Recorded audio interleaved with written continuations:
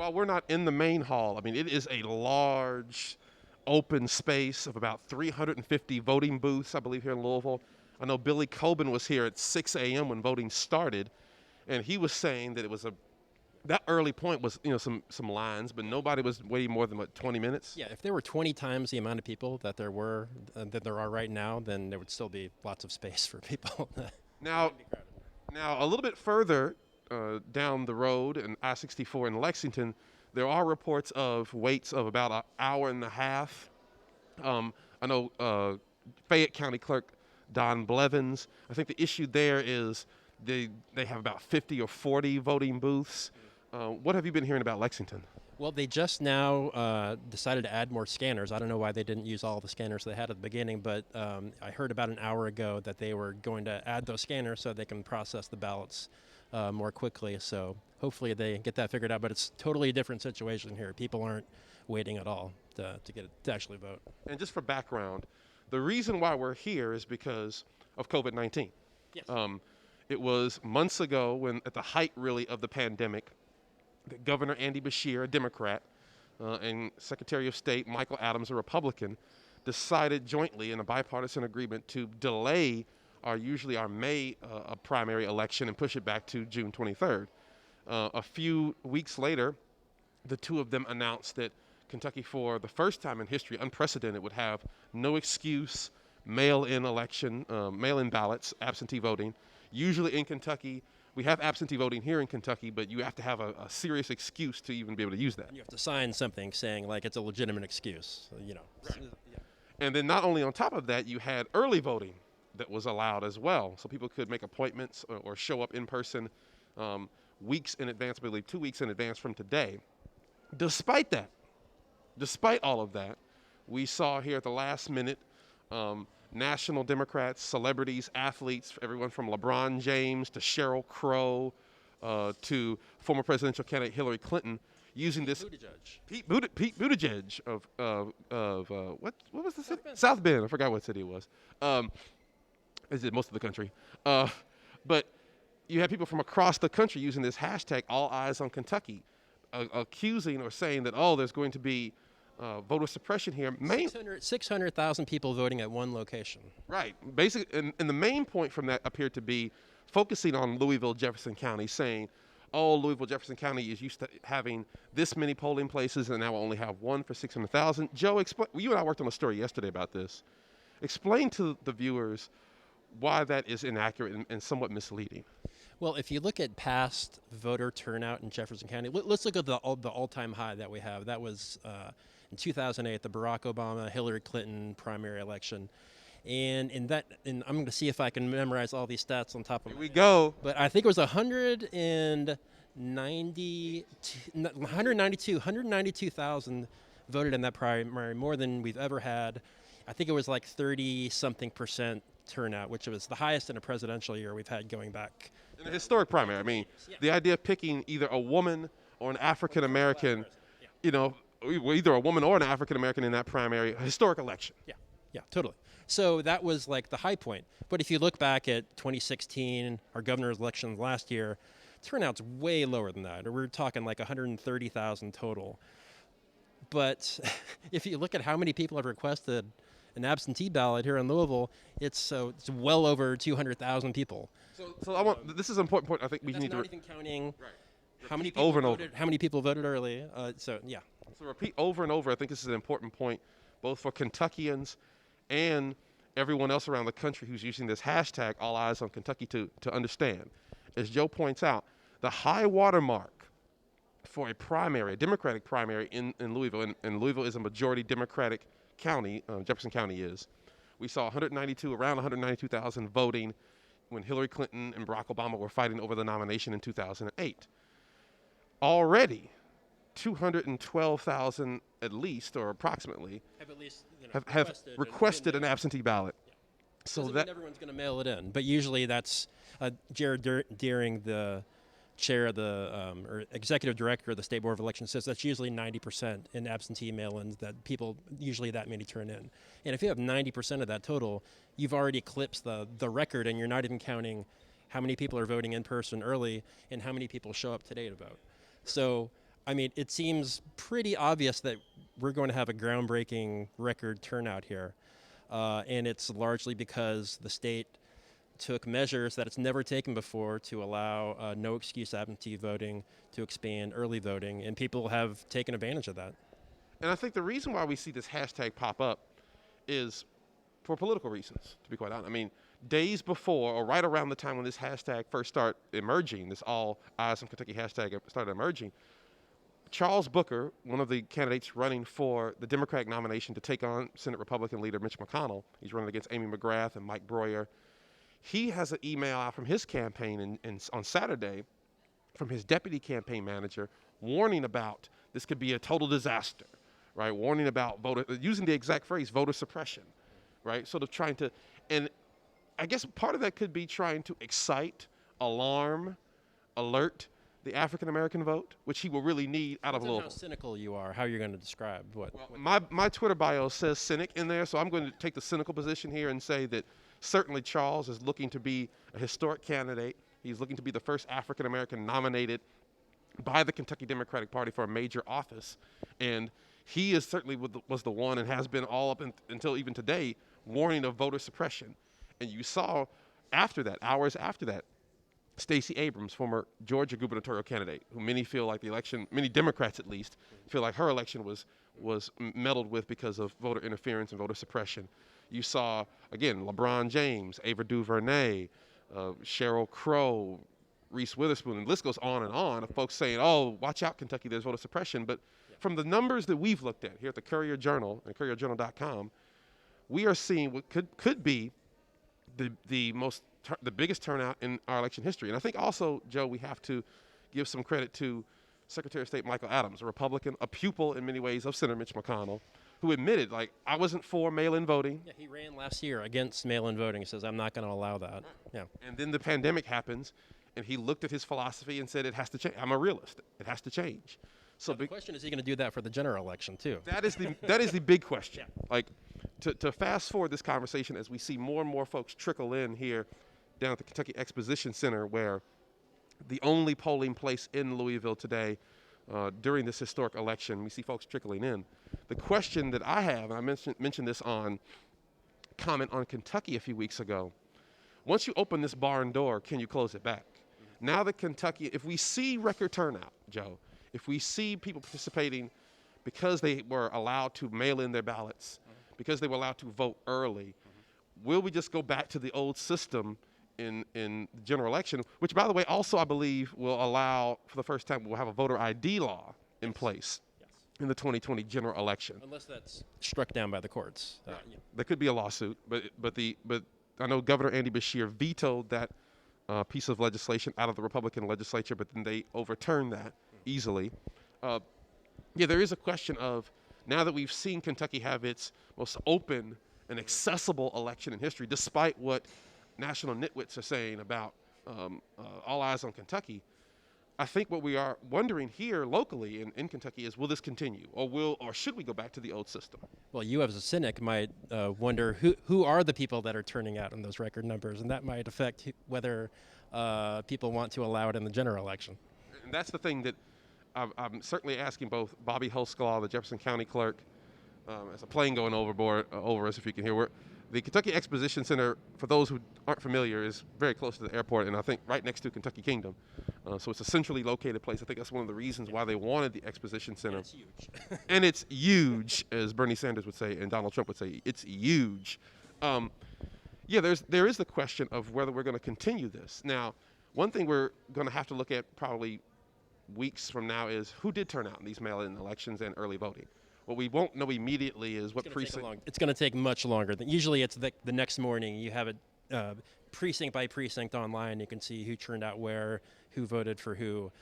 It's going to take a long time, and we're not quite sure how long, because the large majority of the votes that are going to be counted are going to be absentee mail-in ballots, and it's not the electronic system set up for in-person voting. Right. So a few things I think Kentuckians should be aware of. So while everyone is voting today, this is going to be unusual for us as political reporters. We're not going to know the results.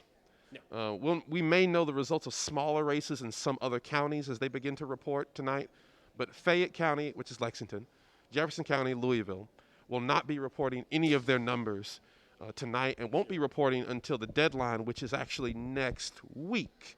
So June 30th is when we'll apparently know the final results, at least in the statewide Democratic primary election. The way Secretary of State Michael Adams explained it to me, Joe, is that on June 30th, around 6 p.m. Eastern time, the eastern half of the state is going to start reporting all of its numbers. And then we're going to, right around 6:15, 6:30, see those numbers somewhere on the Secretary of State's website. Then an hour later, when the western half would normally close, they'll report all their numbers. So it looks like, Joe, June 30th, 7:30 p.m. Eastern, we'll know all the results. Yes. So we will get some information probably tonight from the State Board of Elections has basically strongly recommended that everyone hold all of their voting results until June 30th. They don't want it done piecemeal because absentee ballots are still coming in and they have to count through all of those. But there are but counties, if they want to, they can. So some smaller counties in Kentucky may go ahead and post all of their results from in-person voting tonight, and they may start doing piecemeal their absentee voting tallies. That's not going to happen in Jefferson County, by far the largest county in the state. It's not going to happen in Fayette County, and probably the other larger counties, you're not going to see it either. So you may see some piecemeal reports coming in tonight that may show one candidate above the other, but it's only going to be such a tiny, tiny fraction of the actual vote in Kentucky that you really shouldn't pay any attention to them. And hopefully we don't see a candidate step out on a stage and say I won when like 3% of the vote has actually been counted. Right. Marginal results. Again, I'm Phillip M. Bailey, political writer here at the Courier Journal, with Frankfurt Bureau Chief Joe Sonka here at the Kentucky Exposition Center. I want to bring in Metro columnist Joe Gerth. Joe, you've been down here for quite some time. Let me ask you, as we said earlier, we've had national celebrities, athletes, Democrats, from Hillary Clinton, Adam Schiff, Amy Klobuchar, Kamala Harris, etc., say, watch out, voter suppression in Kentucky, and mainly pointing out that Louisville, Jefferson County, has only one polling place. What have you seen as far as the in-person voting today? It's been a steady stream for the past few hours. I've not seen one person come out of here having had trouble voting, at least not that I could tell. It's been very quick. I got here, came in, spent about 10 minutes in the building, and then walked out to my car to get something out of it. And when I got there, the woman who had parked directly in front of me, just as I was parking, had already voted, been back to her car, and was gone. Now, tradition. So, I mean, really, you seem to be voting here faster than a lot of people would be voting at their regular home precinct if you come in this afternoon. Let me ask you this. It seems from what I'm seeing here is that there was obviously a deep concern about COVID-19 and the pandemic, which is why we're here, and rather than doing a regular, normal election. It seems also that people are getting in and getting out very quickly. Now, traditionally, you and I would probably be talking about the times. This is around noon, so we're about at the halfway point. Polls open at 6 a.m., they close at 6 p.m. This is halftime. Right. Sometimes there's a lunchtime surge. Sometimes we see a surge right before the polls begin to close, historically.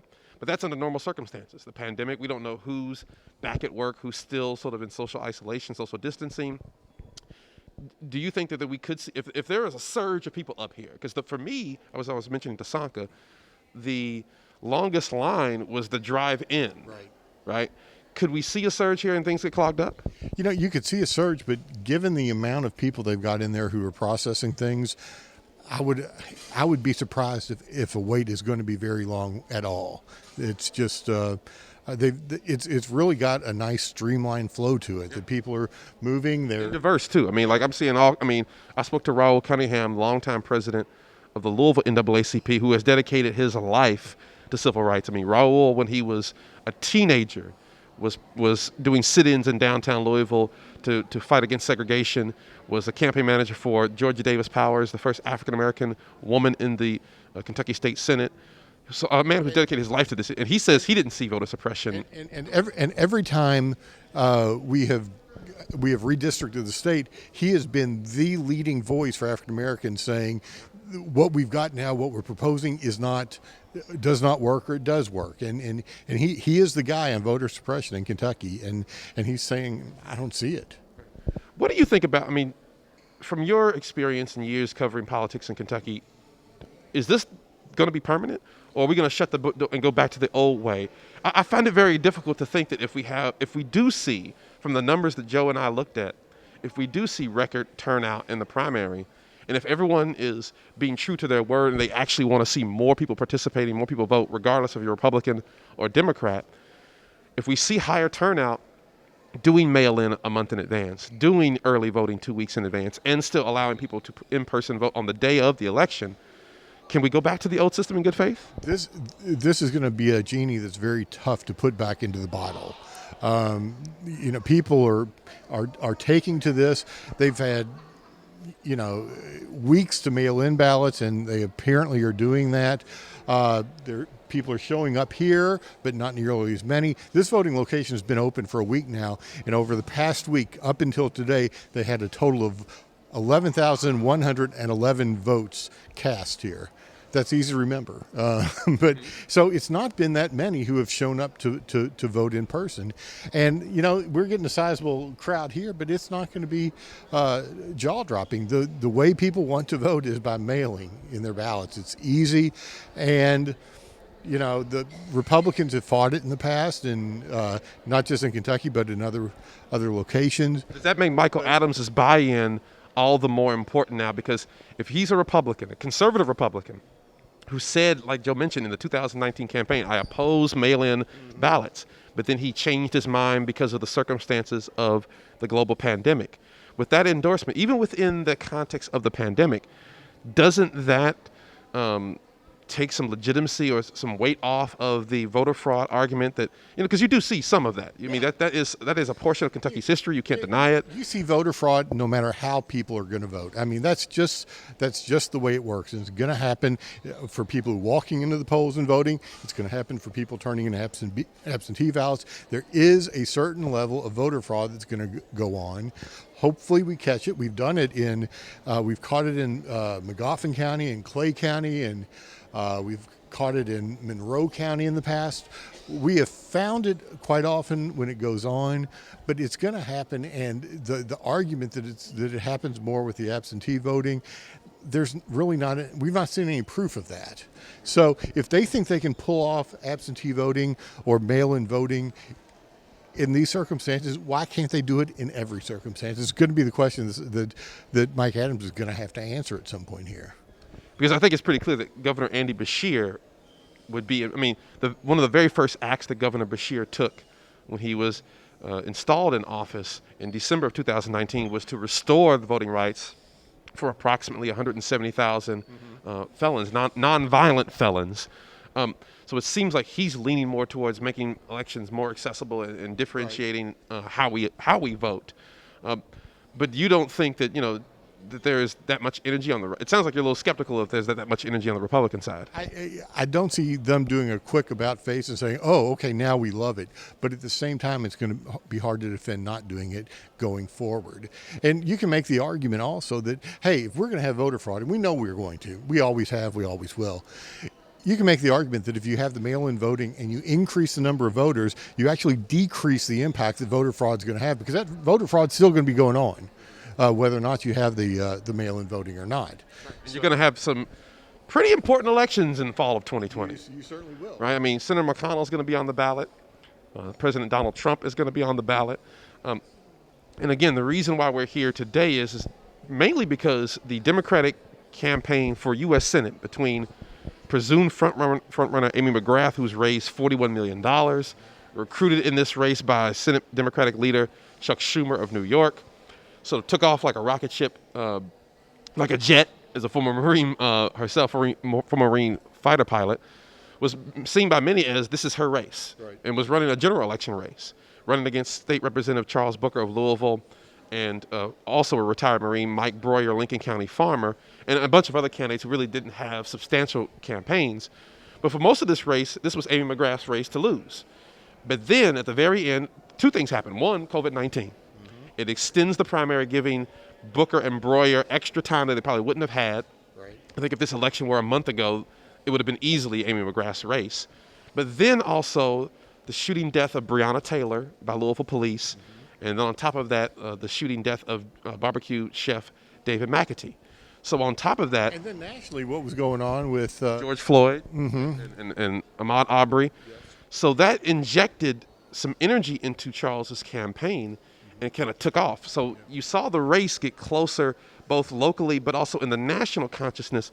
Do you think that's part of the reason why there's so much scrutiny by outsiders, by out-of-state folks on this election? Oh, certainly. You didn't start hearing the questions about what was going on in Kentucky with this primary until the Booker campaign started making noise about it. I mean, I'm with you. I'm a cynic. I look for the political reason that people do things rather than the other reasons, the more trying to think of the right word. Pollyanna. There you go. There you go. And yeah, I mean, this was obviously an effort to try to energize the black vote in Louisville. And it seems to have worked to some degree. I was here earlier kind of counting the people who were coming in, and it was well over 20% that seemed to me to be African Americans coming in to vote. And that's the sort of turnout that that Charles Booker's going to need in Louisville if he's going to win this statewide primary. And also the other thing to point out, let's point out what's going on in the rest of Louisville while we're here at the Kentucky Exposition Center. Again, I'm Phillip M. Bailey, political writer here at the Courier Journal, here with Metro columnist Joe Gerth, who had my job before then. What's going on in the rest of Louisville is you have organizations like Kentuckians for the Commonwealth. They're basically going to your normal traditional polling places that would have been where people voted anyway in a regular election, going there and saying, hey, if you're coming here by mistake, go out to the Exposition Center. The Louisville Urban League, run by President and CEO Sadiqa Reynolds, made a deal basically with Lyft to get free rides. I got into an argument yesterday with a gentleman who runs a super PAC, or some sort of PAC out of Washington, D.C., saying, well, unless there are free rides, it's absolutely... Well, TARC is providing free rides from Union Station down here. The Urban League has this deal with Lyft that's providing free rides. I mean, is there any excuse not to be voting in this particular election, Joe? You know, if you did not request your ballot like you probably should have, if you are elderly and don't have a way to get around, it may be hard to get to this location. But for those people, it's going to be hard to get to your regular polling location also. In the end, there really is no reason to vote. If you want to vote, you can vote.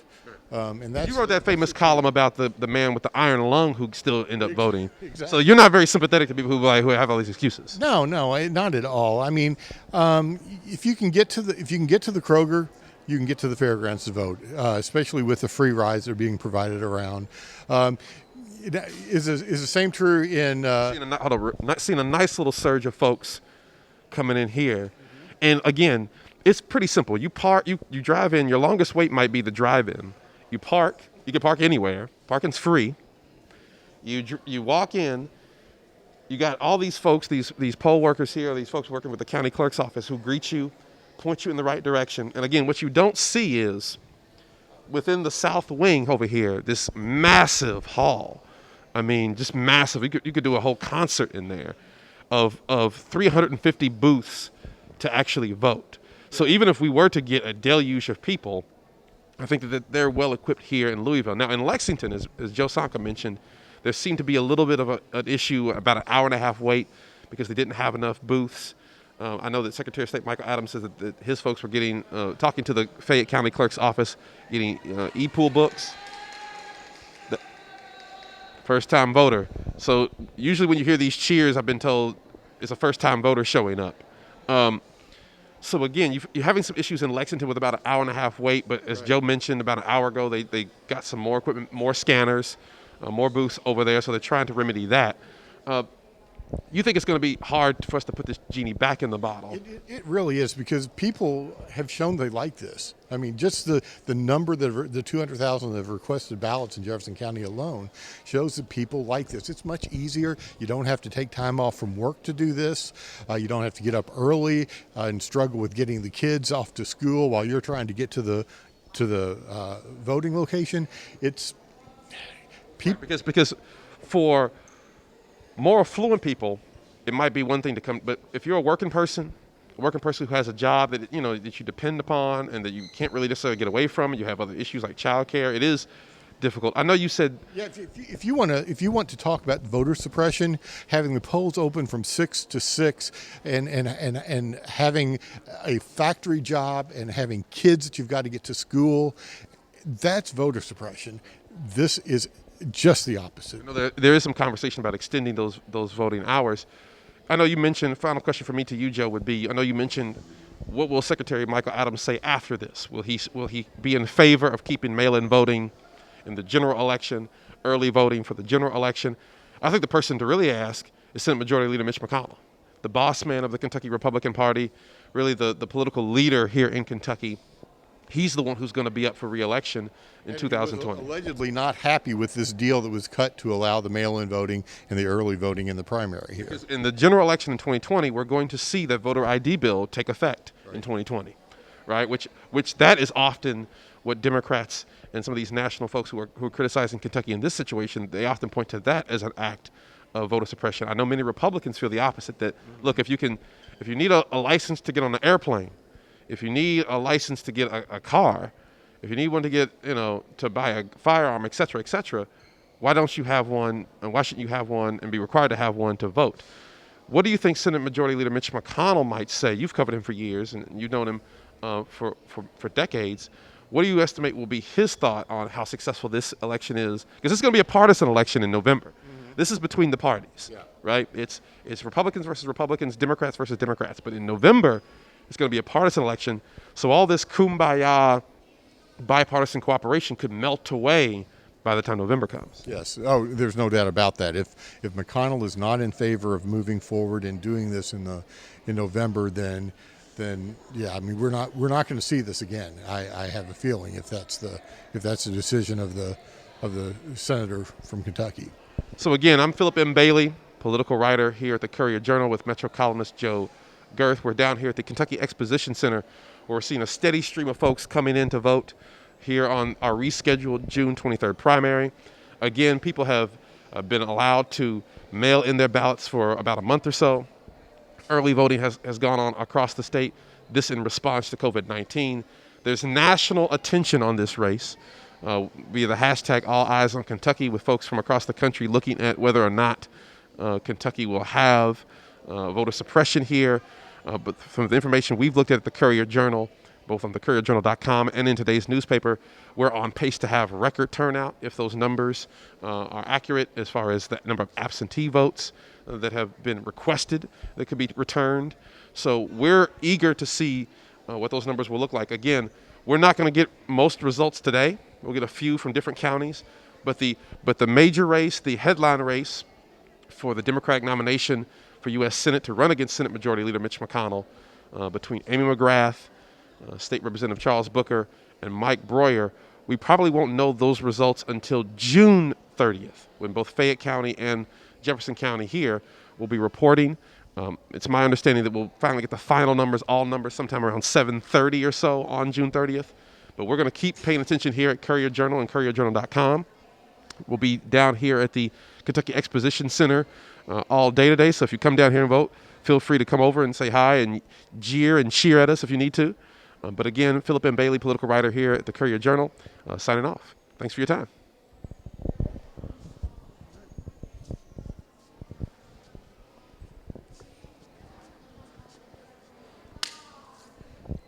We're wanting you to go into